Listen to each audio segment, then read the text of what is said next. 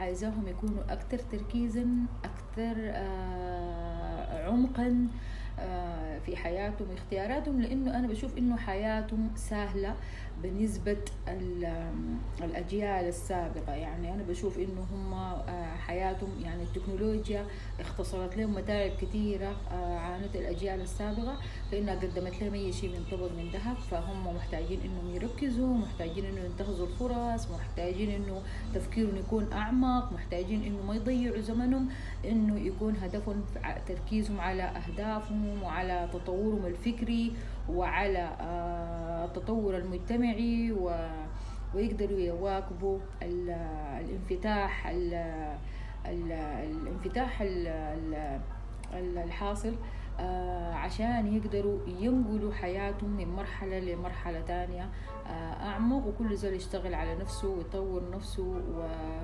وفعلا يعني الفكر اختلف يعني من السابق، طريقة التفكير والسلوكيات، حتى ملامح مجتمعنا يا جماعة لو لاحظتوا ملامح مجتمعنا تغيرت كثير.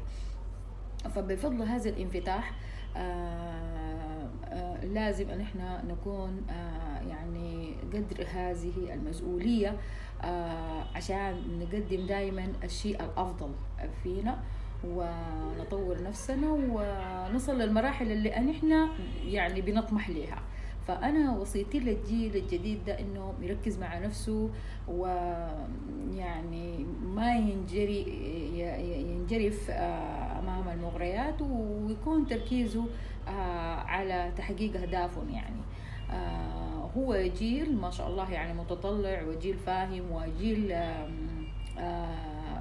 بس محتاج شوية تركيز عشان نقدر نعتمد عليه في الفترات القادمة. يعني لكن هو يعني طريقة تفكيره وعقليته عقلية مختلفة عن الأجيال السابقة، بس هم يستغلوها صح ويستغلوها إيجابي عشان ينقلوا مجتمعاتهم إلى حتة أحسن.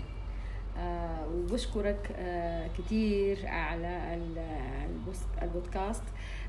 بشكرك وسعدت جدا بالاستضافة دي والأسئلة الرائعة اللي سألتني ليها، وأتمنى أنه إجاباتي تكون على قدر من التفهم والمسؤولية، وبدعي لسوداننا بأنه ربنا يصلح الحال إن شاء الله يا رب. وتسلم، شكرا.